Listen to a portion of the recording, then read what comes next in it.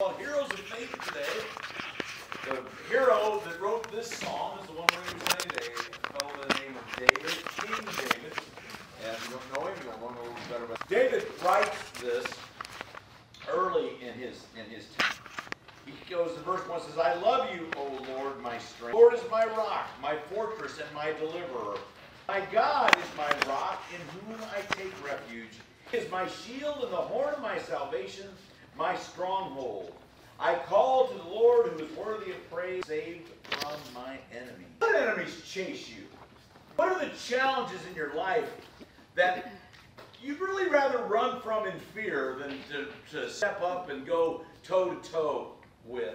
A few weeks ago in our series on the Lord's model prayer, we got to the phrase, and lead us not into temptation, but deliver us from. Satan knows exactly how to get to each of us. He's an eternal being that has spent his eternity trying to mess with people, with God. That's why he was cast out from heaven. In James 1, chapter 1, verses 12 to 15, it says that it gives us how sin works. And sin always starts in us. Sin doesn't start out there. Sin starts when a thought sticks in our mind and we begin to dwell on it and give that too much. And there's times when our biggest challenges, we just have to come up to them face to face. And we have to decide to fight. Thus, stand our ground and by faith in Jesus go at the enemy. Now, the challenge, mental, spiritual, but usually the ones we fear most are the ones that are some combination of all three, aren't they? You know? Wow. For a while, it seemed like every week I was getting some more bad news on somebody, not that I knew directly, but somebody was attached to our church, a mom, having cancers. Those are physical challenges, things that one goes through. Fight them. Well, what will it be, friends? Will you stand and fight? Will you turn and run and in fear? Try to ignore, give in and suffer. One of my favorite Bible stories, it really is, one of my favorite Bible characters, King David. We're going to see how this hero overcame a huge challenge that you all will grow to understand if you don't already. And we're going to just see how you can overcome giants. But note the statement. There are no challenges too big for a faith-filled servant of God to overcome. Now, I realize it's a big statement, but I truly believe that there are no challenges too big for a faith-filled servant of God to overcome. And we're going to get 4 steps this morning, and I think these are pretty practical. 4 steps that King David used to overcome a huge challenge that he was facing in 1 Samuel chapter 17. Now, that's an Old Testament book of the Bible. It's after the books of the law. The first 5 books of the Old Testament and the Bible themselves are of the law. Then you've got Joshua, Judges, Ruth, and then 1st, 2nd Samuel really are the life and times of King David. When he was coming into power, when he had some big challenges. And this is truly our introduction to who God would become. First of all is this. When we face a challenge, step number 1, the challenge must first be recognized. Not all challenges are as plain as the one about to study. And that's not all bad. I'm going to tell you that right now. I'm glad I don't face some challenges quite this plain. This thing was big. Look at 1 Samuel, begin in verse, chapter 17, verse 4. Where there's a champion named Goliath, who was from Gath, came out of the Philistine camp. By the way, in case you maybe don't know, all the towns that are mentioned here are found. Archaeologists have. These are all real places. If you wonder, well, what about the Bible? These were real places. But for decades, actually for hundreds of years, they weren't sure in the last 100 years. All of these places have been found. They found Gath. They found background that we'll talk about later. So a champion named Goliath, who was from Gath, came out of the Philistine over 9 feet tall. Hello. That's a 9-foot door there. So when he walked in there, if he's over 9 foot, he'd have to duck. Now, could all agree that's a big guy? So he had a bronze helmet on his head and wore a coat of scale armor of bronze weighing 5,000 shekels. That's 125 pounds. Some of the people in this room don't weigh 125 pounds. Okay? So his body armor was more than that. But it goes on. On his legs he wore bronze greaves, and a bronze javelin was slung on his back. His spear shaft was a weaver's rod, which was about a 4x4. Hey, can you just imagine having the power to hold that up? But it gets even better. This iron point weighed 600 shekels, 15 pounds of iron on the end of that thing. His shield bearer went ahead of him. Goliath stood and shouted to the ranks of Israel, "Why do you come out in battle line?" Oh, excuse me, I went too far. Stop right there. Stop right there. Sorry, verse 7. We stopped there. God, it's good to use notes once in a while. And see, everything about Goliath was bigger than life. You have to understand this. The average height of a guy back then was about 5'5". Seriously, a tall man would have been 5'8". So here's all these 5'2" to 5'5" guys, and then all of a sudden, here is this 9-footer that walks out. By the way, did you hear the NBA signed this guy from India? He's 7'5". Goliath would be that much taller than a guy. I can't reach that. That's all I can reach. That's 7 foot right there. I can't touch the top of the NBA new tallest guy. And then Goliath was 2 feet taller than that. This guy was huge. Chest protector, 125 pounds. Spear tip, 15. I think that defines big and tall. We walked through J.C. Penney's and they were trying to buy Wes some clothes. Wes is an extra large tall. Okay? It's all torso. It's hard to buy clothes for the boy. All the shirts you buy, they kind of look like this on him. You got to buy them extra long ones. And I can't imagine where this guy went for his clothes, right? Hey, you have to have a tailored shirt there, right? No, this guy was monstrous. This mountain, and look what he shouted. This is verse 8. Got ahead of myself. Verse 8. Goliath stood and shouted to the ranks of Israel, "Why do you come out and line up for battle? Am I not a Philistine? Are you not servants of Saul?" That was the king at that time. "Choose a man and have him come down to me. If he's able to kill me, if he's able to fight and kill me, we will become your subjects. But if I overcome him and kill him, you will become our subjects and serve us. Then this day I defy the ranks of Israel. Give me a man and let us fight each other." They were dismayed and terrified. How long did this go on? Jump down to verse 16 with me real quick. For 40 days, the Philistine came forward every morning and evening and took his stand. 40 days of that. I don't know about you, but I get tired of that, okay? I get tired of that after about 3 days, okay? But what were they going to do? There were these two armies. They were in this valley looking at each other, and this big monster guy, and I don't think he had a little squeaky voice. It's always funny when you watch some voiceover. Every once in a while you get this little squeaky voice for a hero in a movie. That sounds better in that. I don't think he had this big squeaky voice, though. I think he had this big booming voice. Enter our hero. Enter our hero. And our hero doesn't enter as you think he would. Look at this guy. It's amazing. Now, this guy's name is David. He is the number 8 son of 8. Okay? So he's the kid brother of 7 other brothers. Let's see what's going on here. Pick it up in verse 17.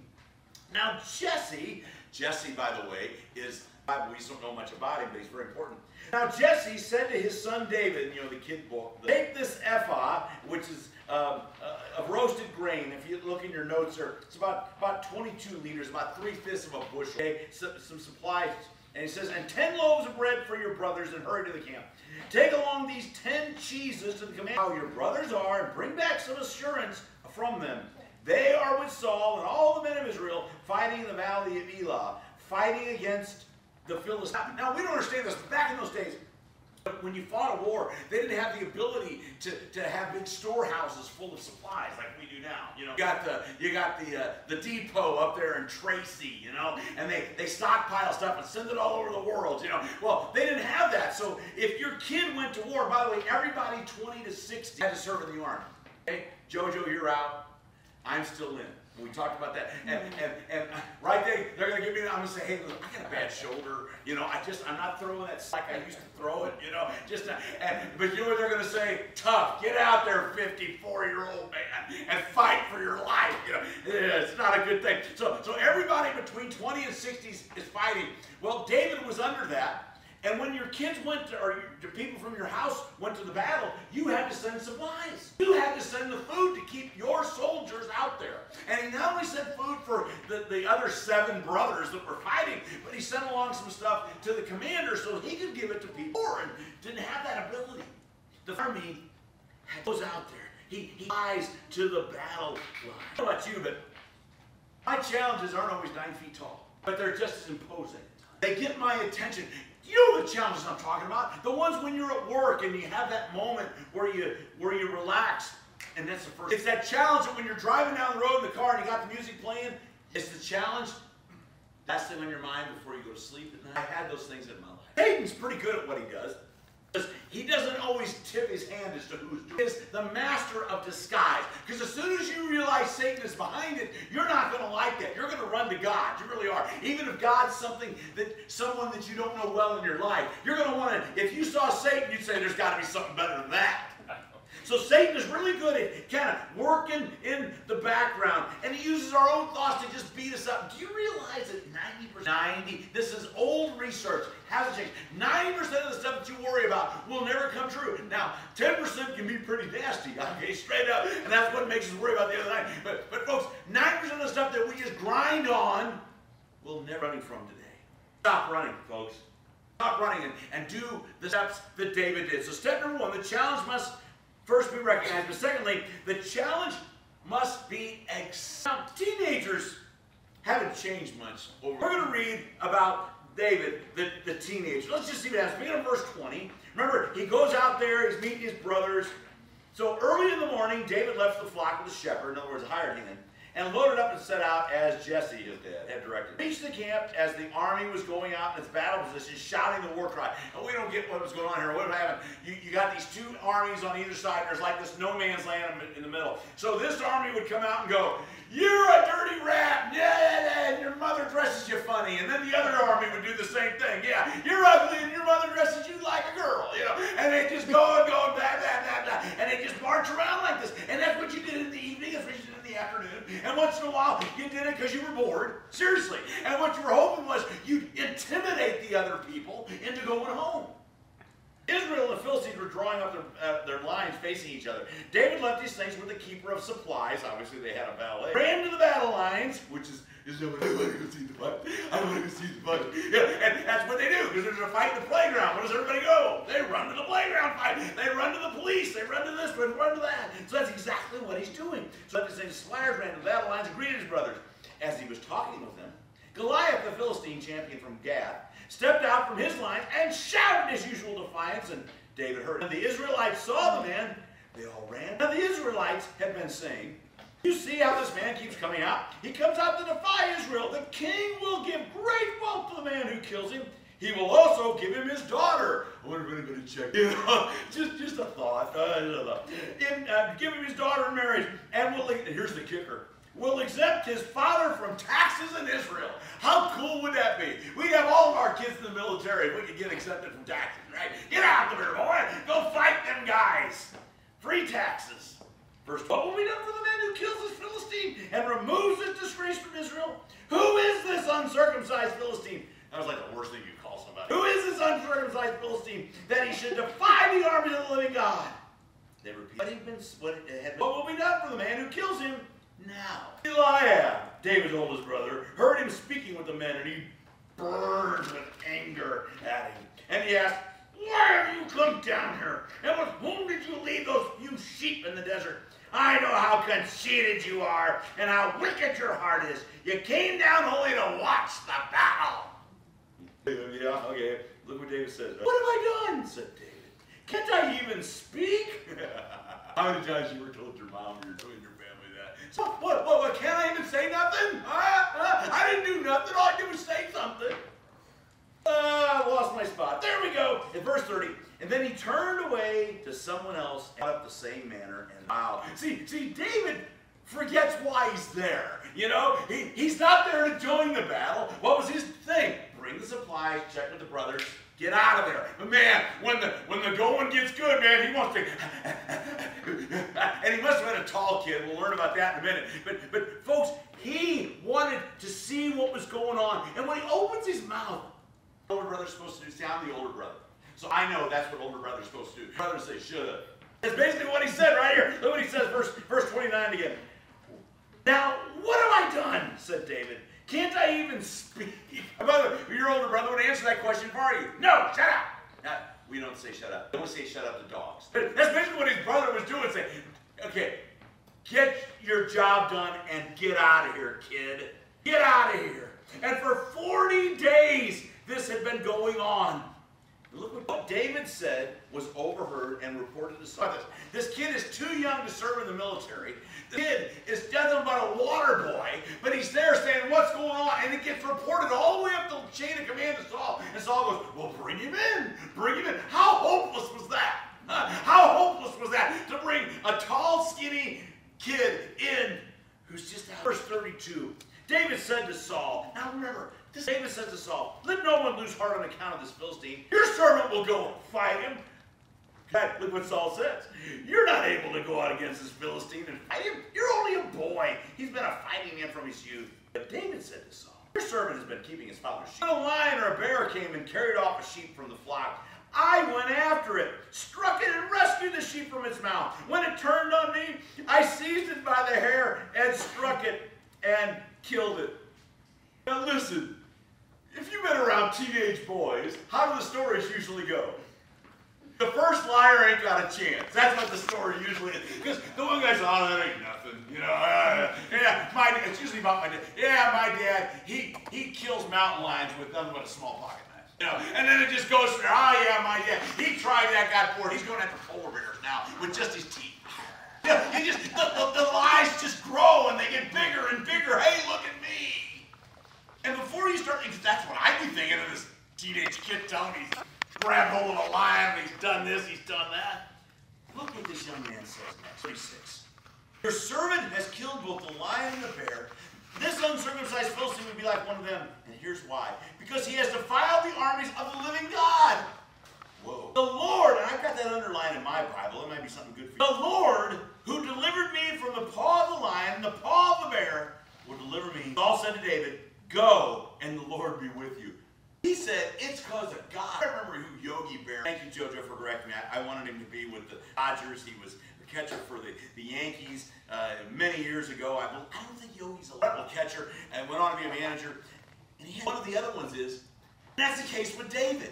He wasn't bragging. Why? And what he did was he attributed it all to the God that he served. God was on this young man's side. David had no fear. He had no sense of danger.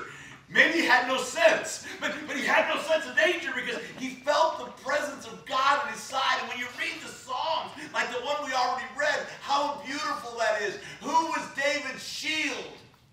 This young hero, he was going to accept this gigantic challenge that none of the other fighting men would accept. I ask you again, something that when you really think about it, you want to get in a room all by yourself because you don't want to have anybody else see you tremble. What is that challenge that you fear? I don't know how to. I grew up in a different time frame. First 2 years of school, my dad says it's time to net squash the bully problem. I don't know what you do nowadays. Bully seminars that you got. And I'm going to tell you, I don't know where that balance is. Okay, you shouldn't be walking around punching people in the nose. I get it. Once in a while, it's maybe okay, but I don't know when that is. Okay, so don't say, "Hey, preacher, I just punched a guy in the nose. You think it was okay?" Don't do that. But I know this much, if you keep giving in, you keep drawing back, you keep acting like you're scared, what does that normally do? It just empowers the person on the other side. But the problem is we want to do it by our own strength. Step one, the challenge must be accepted. And then here's the third one. This is the part that's a little more tough. Step three, the challenge must be prepared for. See, when preparing for spiritual battle, conventional thinking just doesn't work that well. Look how the conventional thinking had David get ready. Look at verse 3. Then Saul dressed David in his own tunic. Stop here. If you went to chapter 9, verse 2, you'd find out that Saul was a head taller than everybody else. In other words, of this 5'2" to 5'5" crowd, Saul was a head taller. So he'd have been a little over 6 foot. So for them to even put something off of Saul's closet onto David tells us what about David? he was above average in height. Maybe not as big as Saul, but certainly above average. So they dressed David in his own, then Saul dressed David in his own tunic. He put a coat of armor on him and a bronze helmet on his head. David fastened his sword over the tunic and tried to walk around because he had not used. I cannot go in these because I am not used to them. So that was conventional. Them off, but the problem was he was somebody that was used to mobility. He was used to somebody that had quick reflexes. Guess what you do not have when you put armor on? Quick reflexes. And just put heavy clothes on, okay? I used to hunt in the Midwest. We had to put layers on to keep the cold out, you know? And you walk around kind of like this, you know? Because we didn't have all that super cool stuff they do nowadays. So we had about 8 things on. It was all I could do to... Okay, I used to hunt with a gun. So it was all I could do to get that thing in. That's what David was like, and his armor is like, this ain't gonna work. Conventional thinking out the window. Yeah, keep your finger here and back over to Psalm 8. That same psalm. Here's the armor that David had. Psalm 18, verse 31. For who is God besides the Lord? And who is the rock except our God? God who arms me with strength and makes my way perfect. He makes my feet like the feet of a deer. He enables me to stand on the heights. He trains my hands for battle. My arms can bend a bow of bronze. That would be impressive. Just give me your shield of victory, and your right hand sustains me. Down to make. I wish we had time to read Ephesians chapter 6, verses 10 through 8. Apostle Paul says there, put on your armor. Why? Because the enemy that we fight is not conventional. We fight against the darkness, against the dark powers of this present world. It is a spiritual battle we're talking about here. And then he goes on to say of the spiritual pieces of the armor that you put on. And what's the Paul says, put these things, takes the armor off. Look what he does. Then he took his staff in his hand. That would have been his shepherd's staff. Okay, long pole. It had a hook on it because that was how you snatch sheep, little lambs and stuff out of ditches. He took his staff in his hand. Those 5 smooth and put. Hockey kid would have picked up how many. I got this. I don't know the time. You know the time. I get that. But I just see him down there. Nothing more fun than standing next to the stream full of rock. You're looking for that perfect rock. That kind of like a pancake. And it's not every. Maybe maybe saying God. And he's got this sling. They don't use slings here. Slings are an amazing. Hey, the Palestinian kids, they still use. That's how good they were. And in fact, there were entire fighting men in this age that would have been. You know, we have our archers. We got this. They would have the sling throwers because they were that good. They could take guys out. David has these 5. He's got his staff in his hand. He's got this sling. Those 5 rocks. Not just 1 rock. 5 rocks.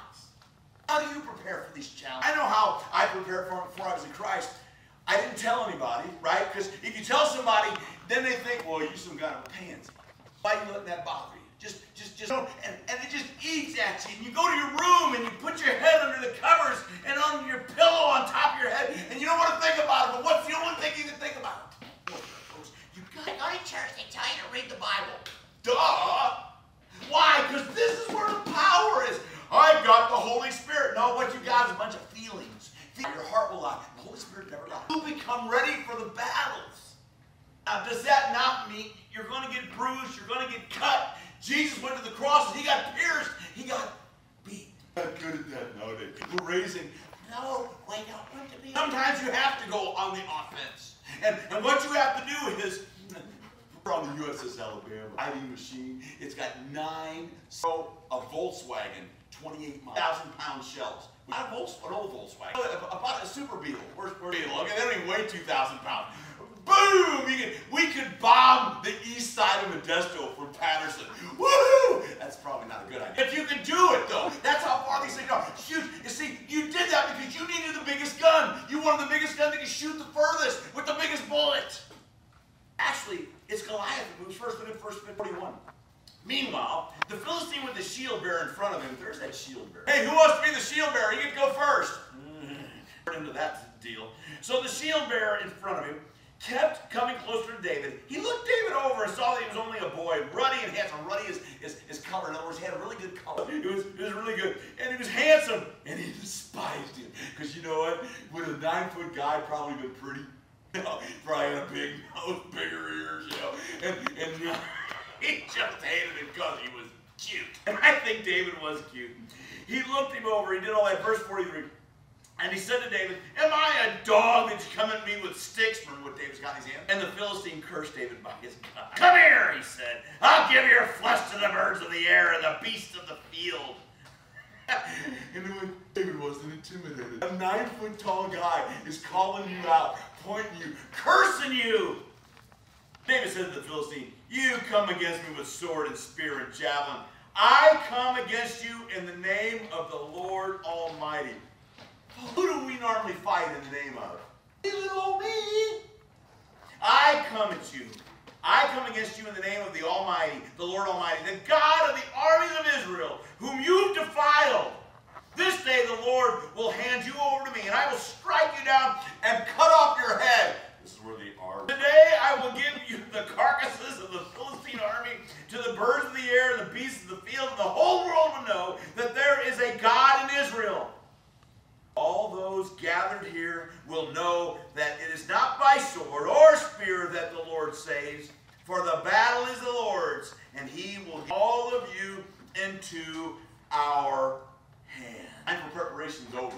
It's on, man. It's on. It's on. As Cy would say, it's on like Donkey Kong, which I'm not really sure. Cy Roberts, you gotta love stuff. But it's on. All the talking was on. Remember for 40 days what they've been doing. Talking, pointing, calling one another's mother's names, you know. It's on now. And this 9-foot tall guy is after this tall, lanky, good-looking, face made for radio. This tall, good-looking kid, never been in a battle before. David ran quickly towards the battle line to meet him, reaching into his bag and taking out a stone, hung it, and struck the Philistine in the forehead, sank into his forehead, and he fell face down on the ground. I don't know how God does this. God say, angel, and the angel just grabs a hold of the stone when it's going through the air and just goes right into his forehead. And you know, most of the time when you get hit with something that hits and bounces off, what does it say here? Suck.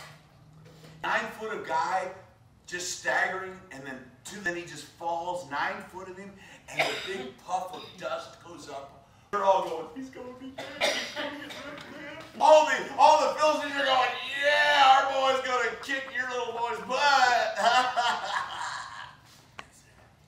So David triumphed over the Philistine, got a sword in his hand, and struck the Philistine and killed him. David ran, stood over him. He took hold of the Philistine's sword, threw it from its scabbard. After he killed him, in other words, he killed him with his own sword, then he cut off his head with a sword. Now, that's just gross. I get that. And I don't know how big would a 9-foot guy say he did that? Not like, anybody got any duct tape? Can we fix this problem? It's gone, man. It's done. It's dead. And now he's standing there with this big sword. How big would the sword be of a 9-foot tall guy? Then when the Philistines saw that their hero was dead, they turned around. Remember what the deal was? If you beat my hero, then we'll all be your servants. Remember that? Remember that? That's all gone now. They're taken off. Then the men of Israel and Judah surged forward with a shout and pursued dead were strewn on the stake. Boldness that comes. The problem is we want to fight by the rules of men. And Satan, when we fight by the rules of men, what does Satan do? He just giggles. In his own little sick way, because he knows he's got you. Not looking at this as a spiritual struggle. Folks, please realize everything in this life reflects the spiritual struggle beyond this life. Will we go to God or will we seek our own strength? Listen, I don't like battle. I don't like battle of any kind. I don't like spiritual struggle. Would I like getting a cancer? Let me answer again. No! I don't like anything that goes wrong with my body. I don't like being 54. There's just something wrong all the time, trust me. No, I don't like it. Act the challenges, letting things come at you. You don't take a stand. You don't say in the name of Jesus, not my own name, in the name of Ken Hayskamp. What would say? What's the #1 best-selling books? And days later, there will be this booklet. Folks, there's one booklet you need right there. And the problem is, and it's all right. Now, it's overwhelming. I'm not going to say, well, you know what you should. I will impart some wonderful knowledge. You got to read the book of Philippians. Paul's got a guard chained to Psalms. Because the Psalms are there. You know, who is my fortress? Who is my shield? We already read that. The Lord is my fortress. The Lord is my shield. Those are the things that you need to have on you. So that when these things come at you, when you get the word that someone that you dearly love has got a cancer, when you're waiting for the phone call from your own doctor after your own test, long for the promise you're going to have some God that Jesus said we'll ever face. That's why nobody wants a cancer word. Nobody wants this word or that word, folks. It's just bad stuff going out there. Let me see. Or sweeteners. You know, sweeteners are bad for you, and I'm getting better with this. You know what? Everything's bad for you because everybody died out yet. Whatever you want to do, not quite. Get what I'm saying here? Eat healthy if you want to eat healthy, or eat like me. Guess what? We're all going. Our trip we went together. Actually, they weren't as big as me. I was the big guy, taking up the center chair, and I did the whole trip like this. There was no elbow room. You know, sitting there like this the whole trip. I was thinking, let's grow.